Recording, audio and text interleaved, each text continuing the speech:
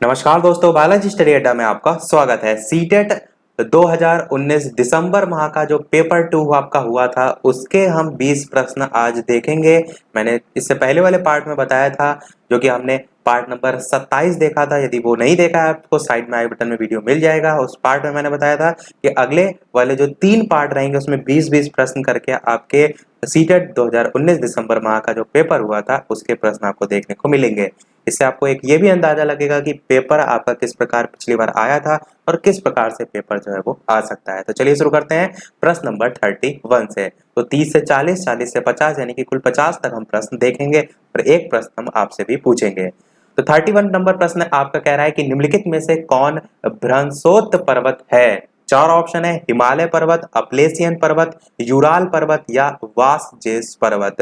English में भी आप पढ़ सकते हैं कि which of the following R block mountains, पर इंग्लिश में ऑप्शन यहाँ पर आपको वही दे रखे हैं। तो आपको बताना है इन चारों में से कौन सा सही होगा। तो चलिए बात करते हैं सबसे पहले कि भ्रंशोत्त पर्वत जो है वो आखिर होता क्या है। तो भ्रंशोत्त पर्वत या जिसे हम ब्लॉक माउंटेन के नाम से जानते हैं, इनका जो निर्माण है वो पृथ्वी के जो ऊपरी सतह है उनसे भ्रंशन के द्वारा जो भूभाग है उसके ऊपर उठने अथवा कह सकते हैं बहुत बड़े भाग के टूटकर ऊर्ध्वाधर रूप से विस्थापित होने से जो है वो होता है। तो ऊपर उठा जो खंड है इसको हम उत्खंड और जो नीचे धसा खंड होता है इसको हम द्रोणिका यानी कि भ्रंश जो है वो कहते हैं। और भ्रंश को एक ग्राबेन के नाम से भी जो है वो जाना जाता है।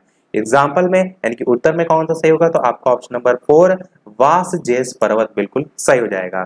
तो वासजेस पर्वत जो है आपका इसका एक उदाहरण हो जाएगा। चलिए देखते हैं अपना अगला प्रश्न 32 की कथन दे रखे हैं यहाँ पर दो। पहला कथन कह रहा है कि पृथ्वी से हमें चंद्रमा का केवल एक ही भाग दिखाई पड़ता है। दूसरा कथन कह रहा है कि चंद्रमा पृथ्वी का एक चक्कर लगभग 27 दिनों में पूरा करता है और लगभग इतने ही समय में वह अपने अक्ष पर एक चक्कर भी पूरा करता है। नीचे दिए गए विकल्पों में से सही विकल्प का आपको चयन करना है कि ए और बी दोनों सही है और बी सही है। व्याख्या है ए की, या ए और बी दोनों सही है परंतु बी सही व्याख्या नहीं है ए की, या ए सही है परंतु बी गलत है, या ए गलत है परंतु बी सही है। इस प्रकार से 4 ऑप्शन है, आपको ए और बी कथन को देखकर उत्तर बताना है। इंग्लिश में भी आप यहाँ से कथन पढ़ सकते हैं, स्टेटमेंट इंग्लिश में भी यहाँ पर दे रखे हैं। तो 4 ऑप्शन है, आपको बताना है इन चारों में से कौन सा सही होगा। तो चलिए बात करते हैं उत्तर की कौन सा सही होगा। तो बिल्कुल यहाँ पर आपका ऑप्शन नंबर 1 जो है वो सही हो जाएगा, यानी कि ए और बी दोनों यहाँ पर सही है। यानी कि पहला आपका जो कह रहा है यहाँ पर पृथ्वी से हमें चंद्रमा का केवल एक ही भाग दिखाई पड़ता है, ये बिल्कुल सही है। और चंद्रमा जो पृथ्वी है उसका एक चक्कर लगभग 27 दिनों में जो है वो पूरा करता है, ये भी आपका सही है। और 27 दिन और 8 घंटे भी ध्यान रखिएगा, क्योंकि लगभग लिखा है तो 27 दिन और 8 घंटे हो जाएगा और लगभग इतने ही समय में वह अपने अक्ष पर एक चक्कर भी जो है वो पूरा करता है। तो आप कह सकते हैं आपका ए और बी दोनों सही है और बी सही व्याख्या है ए की। प्रश्न आपसे एक मन में यह उठ सकता है कि चंद्रमा का पृथ्वी से एक ही हिस्सा क्यों दिखाई देता है, इसका क्या रीजन है। तो चंद्रमा आपका एक पिंड है जो कि पृथ्वी की परिक्रमा करता रहता है और चंद्रमा जो है वो पृथ्वी का उपग्रह है। तो जिस कारण जो चंद्रमा होता है वो पृथ्वी की परिक्रमा करता रहता है और पृथ्वी की परिक्रमा वो 27 दिन और 8 घंटे में जो मैंने बताया पूरी करता है। इतने ही समय में अपने अक्ष पर भी भ्रमण करता रहता है, जिसके कारण पृथ्वी से जो चंद्रमा है उसका हमेशा एक ही हिस्सा जो है वो दिखाई देता है। देखते हैं चलिए अपना अगला प्रश्न 33 कि कायांतरित सेल के बारे में दिए गए ए, बी और सी जो कथन है उन पर जो है वो विचार कीजिए। तो पहला कथन है आग्नेय और अवसादी सेल उच्च ताप और दाब के प्रभाव में कायांतरित जो सेल हैं उनमें परिवर्तित हो जाती हैं। दूसरा कथन है कि कायांतरित सेल उच्च ताप और दाब के प्रभाव में पिघलकर द्रवित मैग्मा बनाते हैं। तीसरा कथन है संगमरमर एक कायांतरित सेल है। तो अब आपको बताना है कि बी एवं सी सही है और ए गलत है, या ए और बी सही है और सी गलत है। इसी प्रकार ए, बी और सी तीनों सही है या ए और सी सही है और बी गलत है।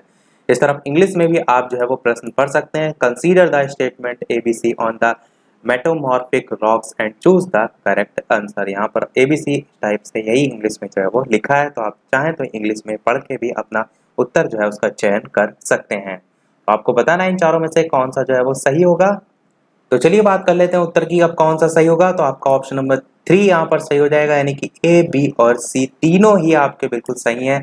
तो ये तीनों यहाँ पर कथन लिखे हैं, ये आपका कायांतरित सेल, जिसे हम रूपांतरित सेल के बारे में भी नाम से भी जो है वो जानते हैं, तो उसके संबंध में तीनों जो है वो सही हैं।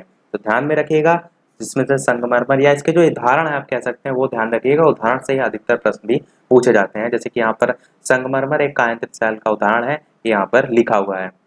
34 नंबर प्रश्न देखते हैं, अंतरिक्ष से प्रवेश करने वाले जो उल्का पिंड है वो वायुमंडल के किस परत में आने पर जल जाते हैं? बहुत ही अच्छा प्रश्न है। मध्यमंडल, बाह्य वायुमंडल, बहिर्मंडल या समताप मंडल, इस प्रकार से 4 ऑप्शन है। आपको बताना है कि अंतरिक्ष से प्रवेश करने पर या on entering which layer of the atmosphere from space do the meteorites burn up? Mesosphere, thermosphere, exosphere या स्ट्रेटोस्फेयर, इस प्रकार से 4 ऑप्शन है। मध्यमंडल, बाह्य वायुमंडल, बहिर्मंडल या समताप मंडल। तो चलिए बात करते हैं उत्तर की कौन सा सही होगा। तो आपका ऑप्शन नंबर 1 मध्यमंडल जो है वो बिल्कुल सही हो जाएगा, जिसे हम इंग्लिश में मेसोस्फेयर के नाम से जो है वो जानते हैं। देखते हैं अपना अगला प्रश्न 35 की ऋतु प्रवास जुड़ा हुआ है लोगों के आवागमन से, घरों की आसपास जो पास बना बसावट है उससे, एक छोटे घर के पौधे रखने का कृत्रिम अहाता से, या ऐसे स्थान जहां बस्तियां विकसित होती हैं। तो 4 ऑप्शन है, इंग्लिश में भी आप प्रश्न पढ़ सकते हैं, यहाँ पर लिखा हुआ है।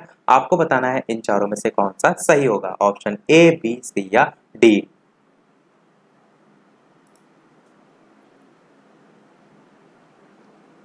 कितना बेचैन हूं, 35 का 1। ट्रांसुमेंस क्या होता है? क्यों? ऋतु प्रवास को इंग्लिश में लिखा है ट्रांसुमेंस, TRANSHUMANCE। बड़ी खतरनाक अंग्रेजी भैया। TRANSHUM, ट्रांसुमेंस, मौसमी ऋतु प्रवास कहते हैं।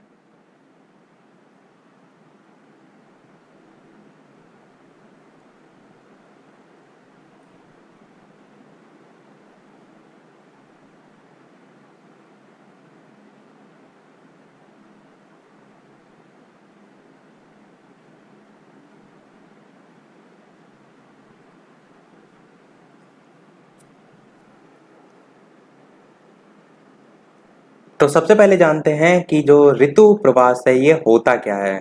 इसी को हम मौसमी भी कहते हैं, मौसमी प्रवास के नाम से जानते हैं।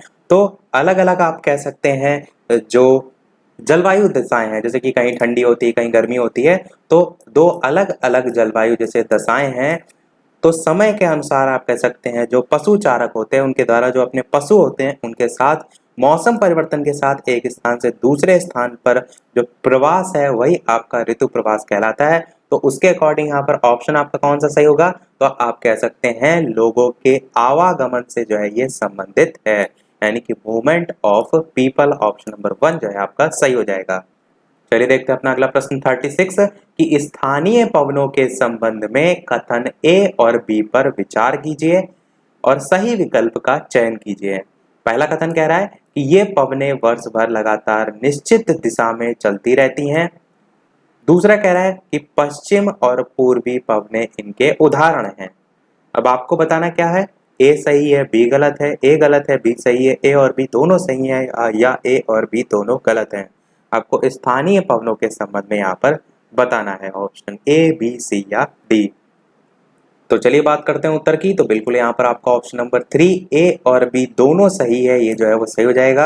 यानी कि जो स्थानीय पवनें हैं ये पवनें वर्ष भर लगातार निश्चित दिशा में चलती रहती हैं और पश्चिम और पूर्वी जो पवनें हैं वो इनके उदाहरण के अंतर्गत भी आते हैं। देखते हैं अपना अगला प्रश्न 37 कि ब्राजील के कंपोस और वेनेजुएला के लानोस किसके उदाहरण हैं? शीतोष्ण कटिबंधीय घास स्थल के, टुंड्रा प्रकार की वनस्पति के, उष्ण कटिबंधीय घास स्थल के या भूमध्य सागरीय वनस्पति के। तो आपको बताना है कि campos in Brazil and llanos in Venezuela are examples of, option 1, 2, 3, 4, इस प्रकार से 4 ऑप्शन आपको दे रखे हैं। इसके अलावा वीडियो पसंद आए तो वीडियो को लाइक भी अवश्य कर दीजिएगा, ताकि इसी प्रकार हम आपको अच्छे अच्छे प्रश्न जो है वो प्रैक्टिस कराते रहें और आपका काफ़ी अच्छा पेपर आप जो है वो करके आए हैं। तो 4 ऑप्शन है, आपको बताना है कौन सा जो है वो सही होगा, ऑप्शन ए, बी, सी या डी। तो चलिए बात करते हैं उत्तर की कौन सा सही होगा। तो आपका ऑप्शन नंबर 3 उष्ण कटिबंधीय घास स्थल जो है वो सही हो जाएगा।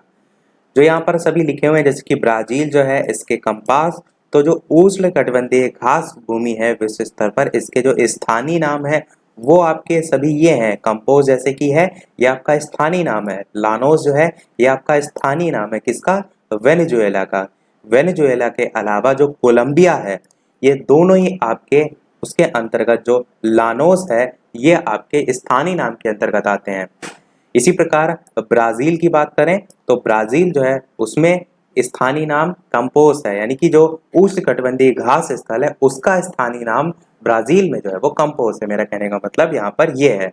इसी प्रकार जो सूडान है जो कि अफ्रीका में आता है, वहां पर सवाना नाम है। तो सवाना बहुत बार पूछा जाता है, वो भी ध्यान रखिएगा कि अफ्रीका जो कि आप अफ्रीका के अंतर्गत जो सूडान है वहां पर उष्णकटिबंधीय जो घास के स्थल है उसका स्थानीय नाम जो है वो सवाना है। चलिए देखते हैं अपना अगला प्रश्न 38 कि जलवायु के संबंध में कथन ए और बी पर विचार कीजिए और सही विकल्प का चयन कीजिए। पहला कह रहा है कि जलवायु वायुमंडल में दिन प्रतिदिन होने वाला परिवर्तन है। दूसरा कह रहा है कि किसी स्थान की जलवायु सिर्फ उसकी ऊंचाई तथा उच्चावच पर निर्भर करती है। अब आपको बताना है ए सही है, बी गलत है, ए गलत है, बी सही है, या दोनों सही हैं या दोनों गलत हैं। 4 ऑप्शन है, आपको छांटना है इन चारों में से कौन सा सही होगा। तो चलिए बात करते हैं उत्तर की कौन सा सही होगा। तो आपका ऑप्शन नंबर 4 यहाँ पर सही हो जाएगा, यानी कि ए और बी दोनों ही यहाँ पर कथन जो है वो गलत है जलवायु के संबंध में। जलवायु आपका वायुमंडल में दिन प्रतिदिन होने वाला परिवर्तन नहीं होता है। मौसम आपका जो है वो दिन प्रतिदिन परिवर्तन के अंतर्गत आता है। तो जलवायु कह सकते हैं किसी स्थान के वातावरण की जो दशा है उसको व्यक्त करने के लिए जो है वो प्रयोग किया जाता है। और कह सकते हैं कि जलवायु शब्द जो है वो बड़े जो भूखंड है उनके लिए और बड़े जो कालखंड है उनके लिए जो है वो प्रयोग में लाया जाता है। इसी प्रकार आपका ऑप्शन बी भी कट जाएगा कि किसी स्थान की जलवायु सिर्फ उसकी ऊंचाई तथा उच्चावच पर ही केवल जो है वो निर्भर नहीं करती है। देखते हैं अपना अगला प्रश्न 39 कि दिए गए लक्षणों ए और बी के आधार पर ऊर्जा स्रोत की पहचान करें। पहला कह रहा है कि यह एक परंपरागत ऊर्जा का स्रोत है। दूसरा कह रहा है कि यह ऊर्जा स्रोत तब निर्मुक्त होती है जब अपरिष्कृत तेल को धरातल पर लाया जाता है। तो ये आपके दो ऊर्जा स्रोत के संबंध में कथन लिखे हुए हैं और लिखा है कि दिए गए लक्षणों ए और बी के आधार पर ऊर्जा स्रोत की पहचान करें। तो ये आपका बायोगैस है, प्राकृतिक गैस है, भूतापीय ऊर्जा है या मोम। इन चारों में से किसकी बात की जा रही है ये आपको जो है वो बताना है। तो चलिए बात करते हैं उत्तर की कौन सा सही होगा। तो आपका यहाँ पर ऑप्शन नंबर 2 प्राकृतिक गैस जो है वो बिल्कुल सही हो जाएगा। इससे पहले मैंने आपको बताया भी है कि जो प्राकृतिक गैस है ये आपकी एक जीवाश्म ईंधन के अंतर्गत जो है वो आती है और ये आपकी एक परंपरागत ऊर्जा का स्रोत भी जो है वो होती है। और ये ऊर्जा स्रोत तब निर्मुक्त होती है जब अपरिष्कृत जो तेल है उसको धरातल पर जो है वो लाया जाता है। तो आप कह सकते हैं यहाँ पर प्राकृतिक गैस के संबंध में बात की जा रही है। इंग्लिश में भी जो पढ़ रहे हैं वो चाहे तो इंग्लिश में भी अपना जो है वो ऑप्शन पढ़ सकते हैं। तो नेचुरल गैस यहाँ पर सही हो जाएगा। देखते हैं अपना अगला प्रश्न 40 कि भारत का शोध संस्थान जो मैत्री है वो कहाँ स्थित है। ऑस्ट्रेलिया में है, अंटार्कटिका में है, यूरोप में है या एशिया में है। 4 ऑप्शन है, आपको बताना है इन चारों में से कौन सा सही होगा। तो चलिए बात करते हैं उत्तर की कौन सा सही होगा। तो आपका ऑप्शन नंबर 2 अंटार्कटिका जो है वो बिल्कुल सही हो जाएगा।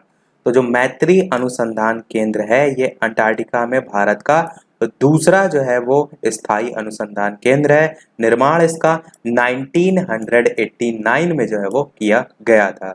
सन जो है ये आपको जो है वो ध्यान में जरूर रखना है क्योंकि यहाँ से प्रश्न पूछा जा सकता है।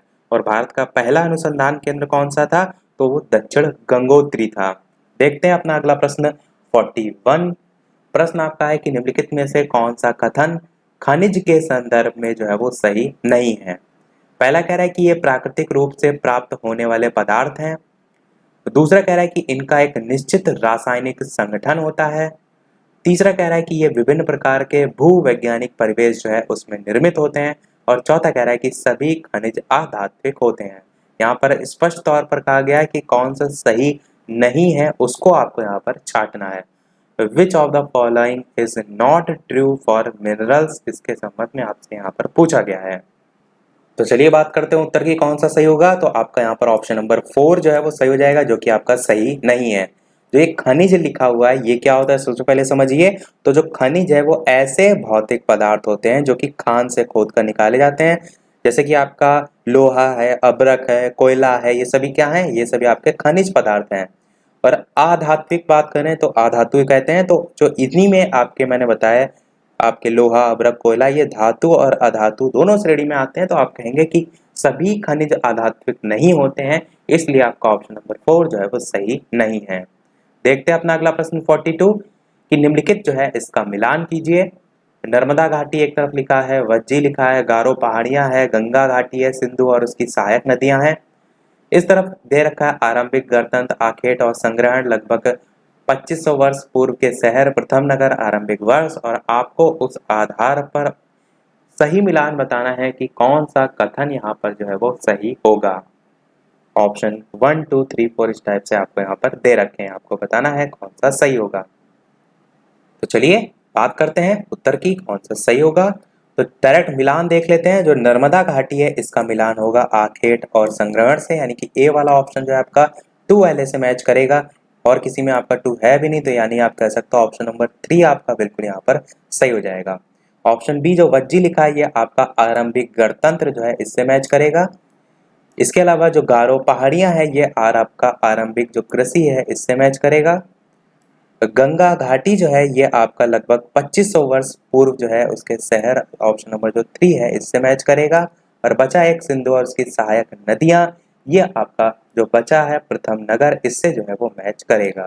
तो इस प्रकार से आपका 2 1 5 3 4 ऑप्शन नंबर 3 जो है वो बिल्कुल सही हो जाएगा। तो देख रहे हैं आपकी प्रश्नों का लेवल जो है कितना कठिन आता है, इसलिए मैं आपको बहुत से प्रश्न कठिन ऐसे कराता था जिसमें आपको कठिन लगते होंगे, परंतु प्रश्न ऐसे ही आपको पेपर में भी देखने को मिलेंगे। इससे आपको अंदाजा जो है वो क्लियर तरीके से लग रहा होगा। देखते हैं अपना अगला प्रश्न 43 कि नीचे जो है वो 2 कथन ए और बी जो है वो भारतीय इतिहास जो है उसके तिथियों और काल के समसामयिक वाद विवादों के संदर्भ में दिए गए हैं। पहला कथन है हिंदू मुस्लिम ब्रिटिश जैसी कालावधि उपयुक्त है क्योंकि शासकों का धर्म ही एकमात्र महत्वपूर्ण ऐतिहासिक परिवर्तन रहा है। दूसरा कथन है लंबी समयावधि में घटित होने वाली ऐतिहासिक प्रक्रियाओं को निश्चित तिथियों और काल विभाजन जो है उसके अंतर्गत लाना समस्यात्मक है। इंग्लिश में भी इधर क्वेश्चन दे रखा है, आप चाहें तो इंग्लिश में भी पढ़ सकते हैं। और आपसे प्रश्न पूछा गया है कि ए और बी दोनों सही है तथा ए की सही व्याख्या बी है। ए और बी दोनों सही है किंतु ए की सही व्याख्या बी नहीं है। ए सही है किंतु बी गलत है, या ए गलत है किंतु बी सही है। इस टाइप से 4 ऑप्शन दे रखे हैं, आपको बताना है कि इन चारों में से कौन सा जो है वो सही होगा, ऑप्शन ए, बी, सी या डी। तो आपने समझा प्रश्न को। चलिए बात करते हैं उत्तर की कौन सा सही होगा। यहाँ पर आपका ऑप्शन 4 जो है वो सही होगा, यानी कि जो ए आपका यहाँ पर कथन दे रखा है वो जो है वो गलत है, किंतु बी जो है आपका सही है। तो बी सही है। इसको सबसे पहले पढ़ लेते हैं कि लंबी समयावधि में घटित होने वाली ऐतिहासिक प्रक्रियाओं को निश्चित तिथियों और काल विभाजन के अंतर्गत लाना समस्यात्मक है, ये आपका सही है। ए वाला क्यों गलत है इसको समझिए। यहाँ पर क्या कह रहा है, हिंदू मुस्लिम ब्रिटिश जैसी जो कालावधि वो उपयुक्त है क्योंकि शासकों का धर्म ही एकमात्र महत्वपूर्ण ऐतिहासिक परिवर्तन रहा है। ये आपका यहाँ पर गलत लिखा है, क्योंकि भारतीय इतिहास में आप देखेंगे तो भारत के विभिन्न हिस्सों में विभिन्न धर्म के लोग जो है वो शासन करते थे, जबकि यहाँ पर बात की गई है भारतीय इतिहास में तिथि और जो काल है। प्रश्न यहाँ पर देखिए, तिथि और काल के समसामयिक वाद विवाद के संदर्भ में केवल और केवल हिंदू मुस्लिम ब्रिटिश जैसी जो कालावधि है वो उन्हीं को उपयुक्त बताया गया। तो ऐसा जो है वो नहीं है, आप कह सकते हैं विभिन्न धर्म के लोग शासन करते हैं, इसलिए आपका ऑप्शन ए जो है यहाँ पर गलत है। तो आपका ऑप्शन नंबर 4 जो है वो सही हो जाएगा। चलिए देखते हैं अपना अगला प्रश्न 44। प्रश्न आपका कह रहा है कि नीचे जो है वो 2 कथन 19वीं शताब्दी में नई लोकप्रिय भारतीय कला के संदर्भ में दिए गए हैं। पहला कथन यहाँ पर है, इसको थोड़ा सा जूम आउट कर देते हैं, अब आपको पूरा प्रश्न यहाँ पर स्पष्ट दिखाई दे रहा होगा। तो प्रश्न क्या है, नीचे 2 कथन 19वीं शताब्दी में नई लोकप्रिय भारतीय कला के संदर्भ में है। पहला कथन कह रहा है कि कई चित्रों में अपने आसपास के बदलावों का उपहास किया गया। अंग्रेजी भाषी लोगों के नए जो शौक हैं उनका मजाक तथा औरतों को घर से बाहर ना निकलने की सलाह दी गई। दूसरा कथन कह रहा है कि राष्ट्रवादी विचारों को अभिव्यक्त करने और लोगों को ब्रिटिश शासन के खिलाफ उत्तेजित करने के लिए छवियों का इस्तेमाल किया जाता है। तो ये कथन दो दे रखे हैं और किसके संबंध में, तो 19वीं शताब्दी में नई लोकप्रिय भारतीय कला के संदर्भ में ये दोनों कथन दे रखे हैं। अब आपको क्या बताना है कि ए और बी दोनों सही हैं और ए की सही व्याख्या बी है, या ए और बी दोनों सही है किंतु ए की सही व्याख्या बी नहीं है, या ए सही है किंतु बी गलत है, या ए गलत है किंतु बी सही है। चार ऑप्शन है, आपको छांटना है इन चारों में से कौन सा सही होगा। तो चलिए बात कर लेते हैं उत्तर की, कौन सा सही होगा। तो आप कह सकते हैं कथन तो यहाँ पर दोनों ही सही है, यानी कि ए और बी दोनों सही है, किंतु जो ए कथन आपका है वो उसकी सही व्याख्या बी जो है यहाँ पर नहीं करता है। तो ये वाला आपका ऑप्शन 2 यहाँ पर सही हो जाएगा। तो इस टाइप से यहाँ पर आप दोनों कथनों को पढ़ भी सकते हैं, दोनों जो है वो सही है। देखते हैं अपना अगला प्रश्न 45। प्रश्न कह रहा है कि भारत में आरंभिक मानवों पर समझ के लिए निम्नलिखित में से किसे एक प्राथमिक स्रोत जो है वो माना जा सकता है। पहला ऑप्शन है कांगड़ा शैली की चित्रकला, दूसरा कह रहा है गिरनार जो है उसका शैल अभिलेख, तीसरा कह रहा है पद पादशाहनामा चित्रकला, और चौथा कह रहा है मध्य प्रदेश की शैल चित्रकला। आपको बताना है कि भारत में आरंभिक मानवों पर समझ के लिए निम्नलिखित में से किसे एक प्राथमिक स्रोत माना जा सकता है। तो चलिए बात करते हैं उत्तर की कौन सा सही होगा। तो आपका यहाँ पर ऑप्शन नंबर 4 जो है वो बिल्कुल सही हो जाएगा, यानी कि मध्य प्रदेश की शैल चित्रकला। इसके बारे में इससे पहले सेट में मैं आपको बता भी चुका हूँ कि मध्य प्रदेश प्रांत का जो रायसेन जिला है उसमें स्थित एक पूरा पाषाणिक आवासीय पुरा स्थल है जिसका नाम है भीमबेटका। तो भीमबेटका से संबंधित इससे पहले वाले सेट में आपको मैं, इससे जस्ट पहले वाला नहीं परंतु इससे जो प्रीवियस सेट मैंने कराया उसमें भीमबेटका से संबंधित प्रश्न कराया था, वहां पर बताया था कि ये आदि मानव द्वारा बनाए गए जो शैल चित्र हैं, शैलाश्रय हैं, उनके लिए प्रसिद्ध है और इसे भारत में जो आरंभिक मानव है उस पर समझ के लिए एक प्रारंभिक जो स्रोत है वो माना जा सकता है। यही आपसे प्रश्न पूछा गया था, आरंभिक मानवों पर समझ के लिए प्राथमिक स्रोत किसे माना जा सकता है। देखते हैं अपना अगला प्रश्न 46 कि ब्रिटिश काल से पहले बच्चों को पढ़ाया जाता था सरकारी संस्थानों में एक निश्चित फीस देकर, साल भर फसल की कटाई के समय छोड़कर जब वे खेतों में काम करते थे, या वार्षिक परीक्षा के माध्यम से मूल्यांकन के लिए। आपको बताना है कि इन चारों में से कौन सा सही होगा। इंग्लिश में भी आप प्रश्न पढ़ सकते हैं साइड में, children in pre British times were taught, और चार ऑप्शन है 1 2 3 4। तो चलिए बात करते हैं उत्तर की। तो यहाँ पर आपका ऑप्शन नंबर 3 बिल्कुल सही हो जाएगा, यानी कि साल भर फसल की कटाई के समय छोड़कर जब वे खेतों में जो है वो काम करते थे। तो जो ब्रिटिश काल है उसमें पहले गांव में पाठशालाएं छोटे छोटे केंद्र के रूप में होती थी। तो ये जो पाठशालाएं होती थी वो संपन्न लोग या जो स्थानीय समुदाय है उनके द्वारा जो है वो चलाई जाती थी। तो इसमें पढ़ने वाले जो बच्चे होते थे वो खेती में भी काम करते थे। तो यही यहाँ पर आपका ब्रिटिश काल से पहले बच्चों को जो पढ़ाया जाता है उसके संबंध में पूछा गया है। 47 प्रश्न कह रहा है कि नीचे दो कथन ए और बी 18 से लेकर 19वीं शताब्दियों में यूरोप में राष्ट्रीय राज्यों के उदय संदर्भ में है। पहला कथन है यहाँ पर कि 18वीं शताब्दी एक यूरोप के लोग स्वयं को राष्ट्रीय राज्य के रूप में देखते थे।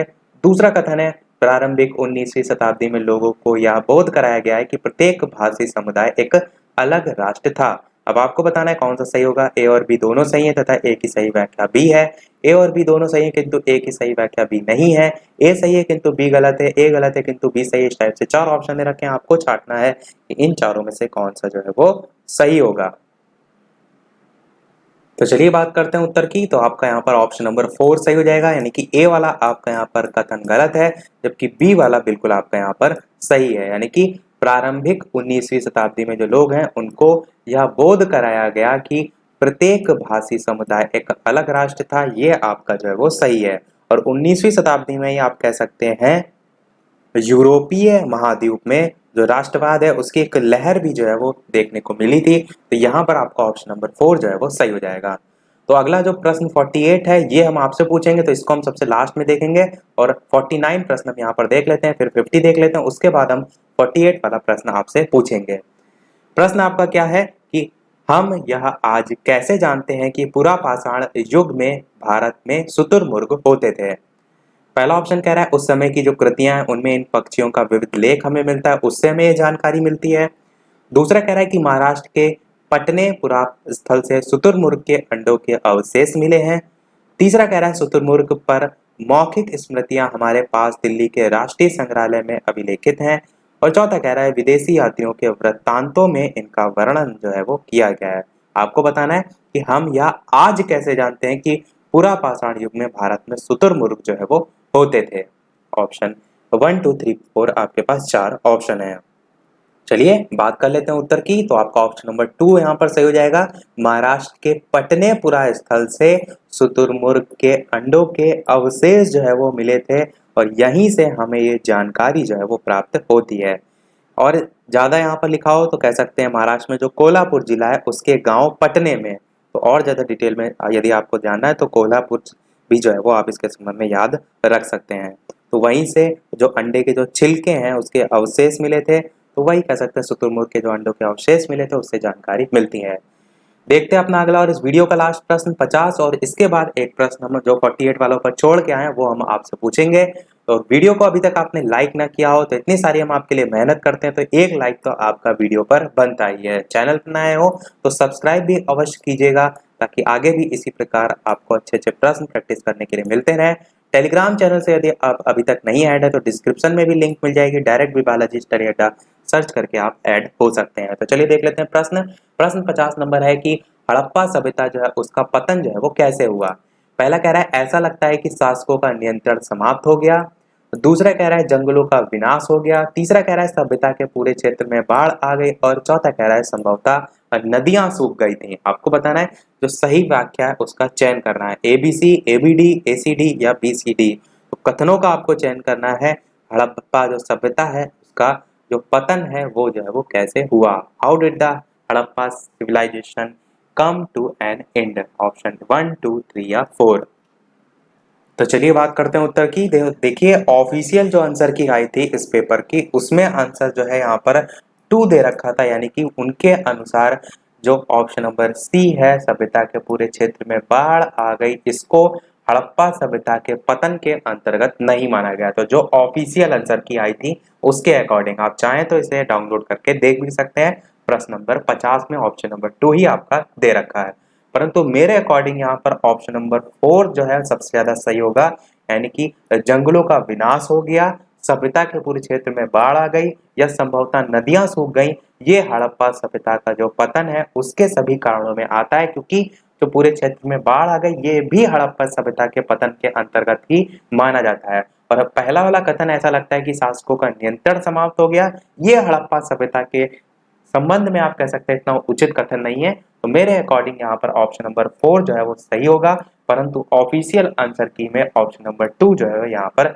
सही दिया गया था। तो दोनों चीजें मैंने आपको बता दी। मेरे अनुसार यहाँ पर ऑप्शन नंबर 4 ही जो है वो सही होना चाहिए। आपके अकॉर्डिंग क्या है होना चाहिए वो भी आप वीडियो के मेन कमेंट में अवश्य बताइएगा। 50 नंबर प्रश्न है।